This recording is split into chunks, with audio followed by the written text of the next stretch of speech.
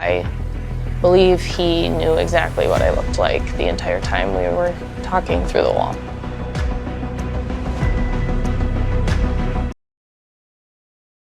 Hi, welcome back to TV Debris. Today we're going to be taking a look at Love is Blind Season 8, Episode 6.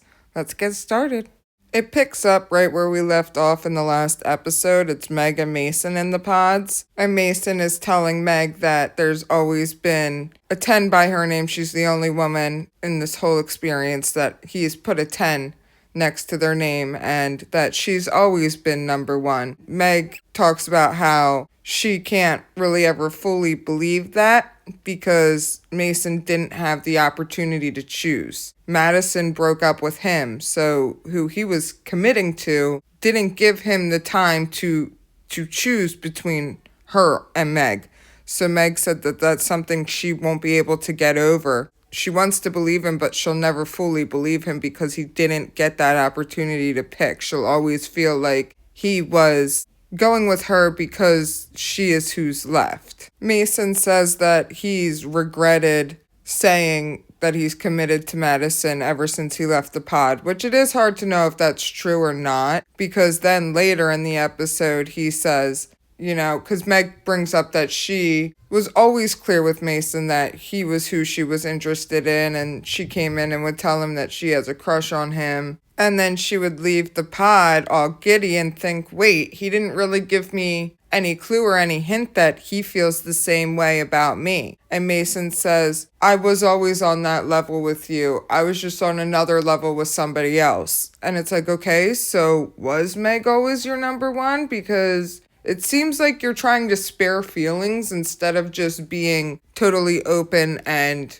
blunt about how you really feel and the fact that you would have chosen Madison if Madison hadn't broken it off with you. Meg tells him that he shouldn't feel bad because he didn't do anything wrong. This is just part of the experiment. And she knows that they'll both go on to do great things and find people that are right for them. But she feels a little bit heartbroken, not only over Mason, but the fact that she feels at home in the pods now, and she's going to miss being there and talking to Mason, and Mason says that he feels the same way. So Meg officially breaks it off, and that really sucks, because as much as I think Britt was probably one of the most humble and down-to-earth cast members this season, and we lost her, I think Meg was one of the most overtly interesting. She's just on a different level than some of these, pretty much most of these other women. Nobody, I don't think, is as interesting as her, and the stuff that she'll just say and her mannerisms and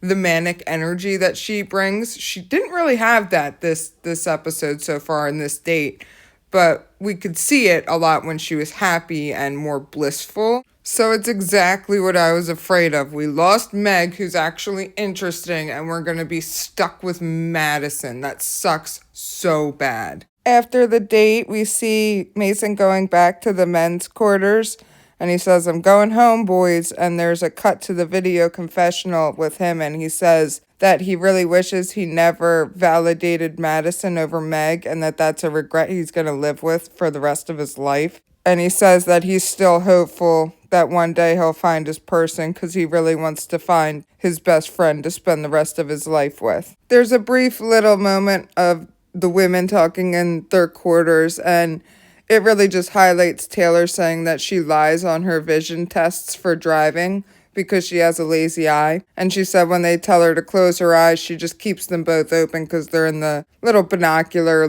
eye exam mechanism, so they can't tell which eyes you have open or not. And then it goes over to the men's quarters, and Daniel is talking about how Taylor is his person, and he can't believe he's saying that. And Ben is like, oh, it's crazy, right? It's crazy how one day you meet them and you just feel like you can't live without them. Next in the pods, we have little Daniel and Taylor. And Taylor starts off the date by saying that she feels really zen and she's very happy and content with the way that this is going for them. She said that the last couple days have been hard with all their friends getting broken up with or breaking up with people and leaving it to go home, but that she goes into her room at night and just feels at ease.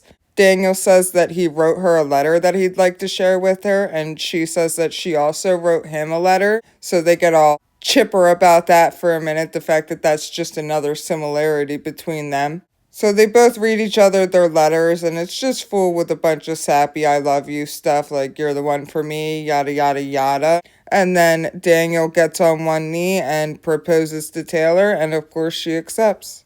After Taylor and little Daniel were about to see Dave and Lauren's first meet up with each other, they're in their little video confessionals talking about how they're feeling before they see each other for the first time. Lauren starts crying and she's like, I love Dave. I don't know why I'm crying. This is happy. And it's like, maybe that's your body trying to subconsciously tell you something.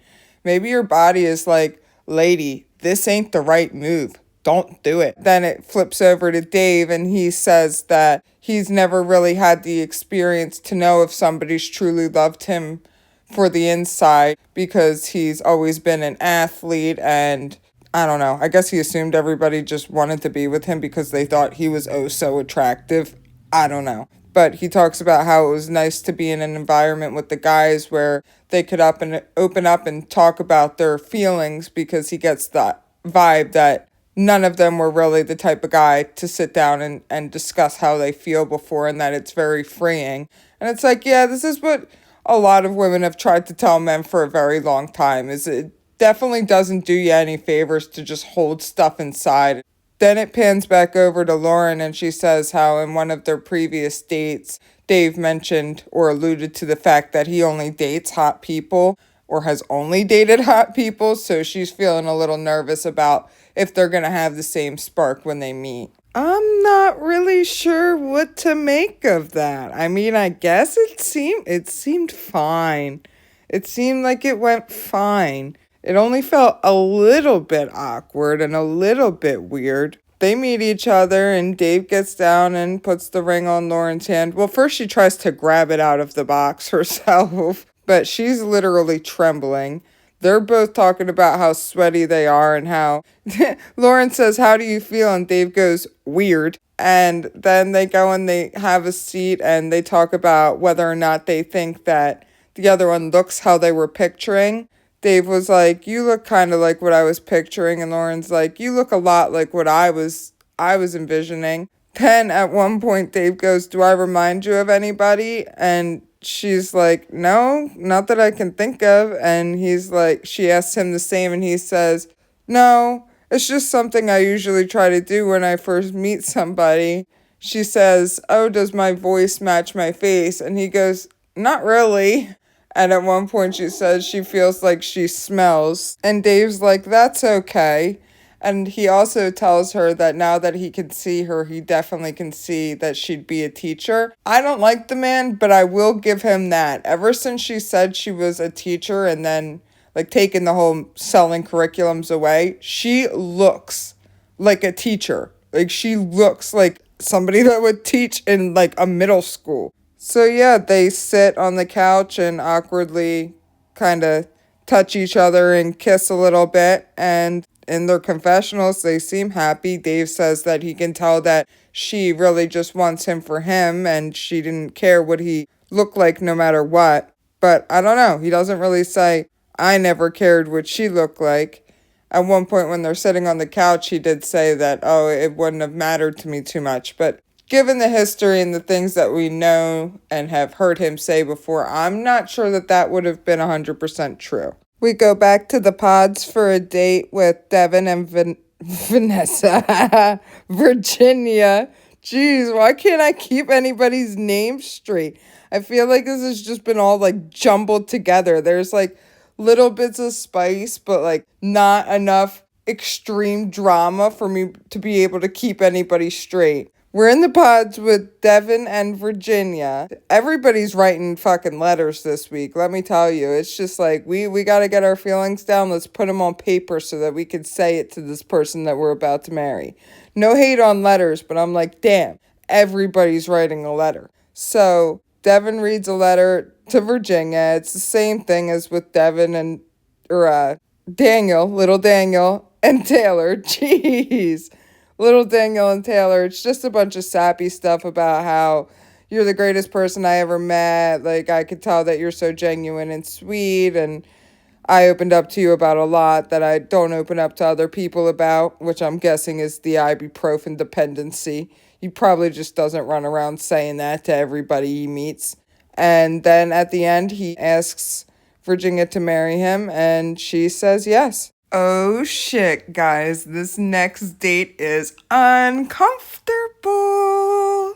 And it was so long, too. They just really had you sit there and sit in it. Just sit in the awkward uncomfortability of this date. It's Madison and Alex, and it starts off pretty normal. They go in, they do their little gift exchange. Madison gives Alex a rock and a used paintbrush, and Alex gives Madison a book that his mother did all the illustrations, or not mother, his grandmother did all the illustrations for. I don't know if it's when she was in Guatemala or about her time spent in Guatemala. But either way, she did all the artwork for the inside of this book. It was really cool to see, actually. There's a tiny bit of fluff where Alex says, okay, like, what do you think you couldn't handle in this relationship? And he talks about how he's still worried about Madison being avoidant. And she says, oh, well, you didn't have any fear that I was going to be in the pods when you showed up, did you? And then it goes over to Alex saying, I love the drama. And he brings up yesterday with Mason, he says, oh, he was really, really devastated. And Madison says, oh, he showed me his true colors last night, which, like, I think you're making this a really big fucking thing when it's really, really not that intense. And Alex says, oh, I feel for him. And Madison responds like this. I feel for him. I wish him the best.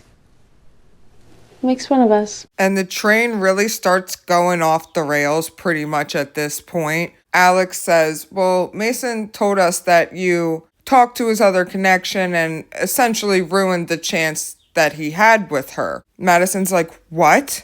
And she goes on to talk about how she was so upset because Mason committed to her, and then when she broke up with him, he took that back. And it's like, I don't think that should matter that much. You didn't want to be with the guy. Who cares? Who cares? And she's like, he did it to try to save face with Meg. And it's like, okay, if he did, that's fine. Like, you don't want him. The way that she starts acting about him taking back his commitment to her after she dumped him is so weird. It's so strange. And she says to Alex, imagine if I did that to you. But then we see later in the date, Alex says, imagine if, and she's like, that's not my situation. That's not my situation. So you want the people you're speaking to imagine being in your shoes, but you can't possibly imagine being in anybody else's. I think that she kind of gives that vibe a lot during this date of, it's really mostly about Madison and how Madison feels, and Madison can't empathize. Everybody should feel like Alex should feel upset that she's upset instead of trying to rationalize the headspace that Mason might have been in. She doesn't want to hear him try to rationalize Mason's feelings at all. So yeah, Alex tries to kind of present Mason's perspective to Madison. He says, well, imagine, if there were two me's for you in the pod and it was crunch time and you just had to make a decision even though you cared about both people. And Madison goes, that wasn't my position. I was never in that position. That was Meg's position. I was fine that he was dating two people. And it's like, you are so gung-ho on the validating of how you feel that you don't even understand what he was trying to say. He was trying to go on to explain that if there were two people that you felt the same way about, two Alexes, you felt equally the same and you just had to make a decision, could you see how when one backs out, you might regret or take back what you said about wanting to commit to them? And she doesn't even let him get to that point. She's just like, that wasn't my position. That was Meg's position. And it's like, no, it wasn't even Meg's position. It was Mason's position. You just didn't even let him finish speaking to fully comprehend what he was saying. And then she goes on to say that she just feels like Alex is invalidating her right now. And it's like, why can't you understand perspective and be validated at the same time? Like, she's just stomping her foot down on this, you're not validating me and how I feel about this. I get whatever, fine. Everybody wants to feel validated by their partner. But if you can't sit there and see logic and rationale in another person's point of view, then who needs to validate you, really? Honest to God, like, why do you need anybody to validate you when you can't even open up your eyes and your brain a little bit to try to see and understand how another person might be feeling and why they said and did and reacted the way that they did? And at one point she says, for Mason's big age, that was shitty for him to do in his big age. And it's like, I think the way you're acting right now is unbecoming of your big age, Madison. Alex says that he can appreciate both of their perspectives, and Madison says, I wasn't looking for you to come in here and tell me how valid he is and how you can understand how he did what he did. I was just looking for you to tell me, I'm sorry that he made you feel that way. And it's like, listen, lady, if you're trying to get into something as serious as marriage, yeah, sometimes it's nice to just hear what you want to hear and just be validated the way you want to be validated. But that's not how the real world works. He is allowed to, and really you should respect the fact that he said to you how he truly feels, that he can understand the position both of you are in. But Alex does say, I'm sorry he made you feel that way. And then Madison says, okay, I just don't want to talk about him anymore. And she starts tapping away on the cup. Just tapping her nails all over the cup. And Alex is like, are you tapping? And she asks if she's giving him anxiety. And he says, yeah, kinda. So then she stops tapping on her cup and starts tapping on the notebook. Alex tries to change the topic of conversation for her because she said she doesn't want to talk about Mason anymore.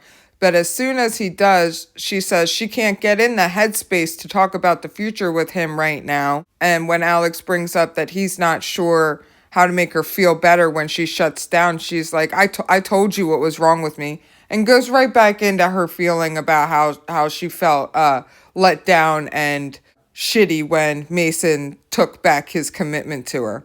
And it's like, girl, you're so hung up on this that at this point you should have just said yes to Mason. Because what the hell? You really, really care a lot for somebody who didn't want to be with the guy. And then I just about got whiplash from the next couple of minutes. Alex asks how she feels about a proposal, and she says, I can picture that life with you, for sure. And then in the literal same minute, she says this. I'm scared to think about those things with someone who could not be my person. What is that? That's so wishy-washy. What the hell? So then Alex says that he fears essentially for their communication and that he really needs Madison to reassure him on the fact that they will be able to communicate effectively. And judging by what we just saw in this shit show of a date, they cannot communicate effectively because it's very clear that Madison feels the way she feels and you're invalidating her if you try to point out any other type of potential point of view. Madison says that all she could do is promise to try her best, yada, yada, yada. And Alex breaks it off with her. He says that they're not ready to go to the next step, that a proposal, engagement, and marriage is just too far of a jump for them. And then it starts playing Miley Cyrus's Wrecking Ball. And Madison asks Alex if that's his final answer, like she's like a game show host or something. We did it! No more Madison! I'm so tired of listening to this girl. She gives me such a headache. After the Madison and Alex debacle, we head over to Devin and Virginia's first meeting. There's honestly not too much to comment on. They both are happy with each other's appearances. At least they say so. Virginia says that Devin has pretty eyes, and Devin says that Virginia is gorgeous. You can tell that they're both nervous because she's absolutely shaking like a leaf and he has beads of sweat all over his forehead. They talk about being excited to meet each other's families, and Virginia says she can't wait to meet Devin's niece. They both think that each other's parents are gonna like the other, and Virginia lets us know, I don't know if we knew this information before, I don't remember it, but apparently most of her family and friends think she's on a spiritual retreat. And I was like, oh geez, that'll be a whole fun thing to be like, I was actually on a reality television show and now I'm engaged. Devin really tries to make most of the conversation, and Virginia says yeah a lot, and she's, like I said, like very, very quiet. She doesn't really like speak up at all. I don't know if it's nerves. I don't know if she's already second guessing this or what's going on in her head. But when he tries to take his hand away, she tells him not to take his hand away. So that's the biggest sign that we've got really about how she feels. But yeah, then Devin walks her back to her side and they have one kiss the whole time. It's definitely not like Ben and Sarah, who were just macking on each other the entire time. They just have one kiss and then they split up. Next, we have the first meeting for little Daniel and Taylor. And honestly, I'm not going to touch on that too much. It was a very basic meeting. Daniel talks about how he's nervous because he's short, and Taylor talks about how really she just hopes the guy isn't too short, but if he is, it's fine because then she doesn't have to wear heels. They have a fine meeting. She loves the ring he got her. He says he doesn't want to stop looking at her. She's the most beautiful woman he's ever seen. But the real drama comes after the meeting. It pans over to Taylor in her hotel room, and she's sitting on the ottoman talking to production about how when she left their meetup yesterday, she couldn't help but feel like Daniel was familiar. And she said she couldn't tell if she was just feeling this way because of how close they've gotten in the pods and how much she's gotten to know him through the wall. But she had just this gut feeling that this wasn't the first time Daniel had seen her. Then she talks about how she had a follow request on Instagram, and the guy followed her and he had a picture in front of a Christmas tree with his legs crossed and a drink in his hand. And she thinks that that was Daniel, and that all the stuff that they talked about with her liking Taco Bell and being a nurse and holding family and faith important and loving Christmas, all that information is on her Instagram. So she's afraid that their connection was based off the fact that he had followed her and seen all her interests before. So they both have a little sit down in the, I guess, lobby of the hotel where Taylor confronts Daniel on this. She brings up that she thinks that he followed her before and that she's freaked out by the fact that their connection might not be real and that he might have just been using information he got from her Instagram page to get close to her on this show.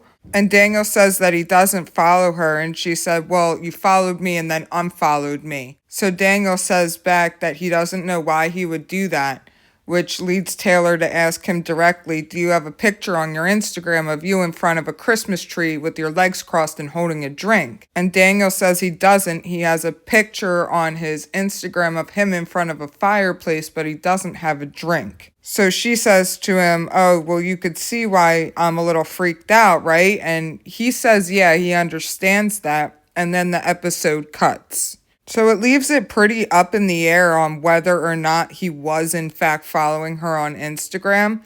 It's hard to get a good read on whether or not he knew all this stuff about her from social media, just in the little clip that we get of them. His body language looks like he really might be thinking, but it also is pretty dry from what we've seen. He doesn't say anything like, oh, I may have been, but I didn't think anything of it. I didn't know that this was somebody I followed on Instagram when I was talking to you through a wall. He doesn't say anything like that, but they do cut it really abruptly. So I'm sure we'll see more of it probably next episode, and I hope we get a little bit more clarity on that.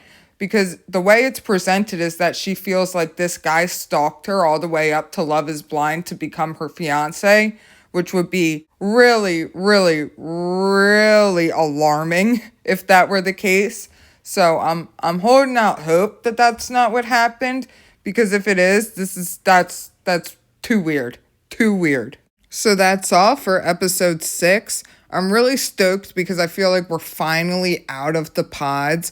We can get to the real juicy bits when everybody meets everybody and families get involved and all that good stuff that we're all here for. So I want to thank anybody and everybody for being here. I really appreciate it. Hope to see you in the next one. Bye.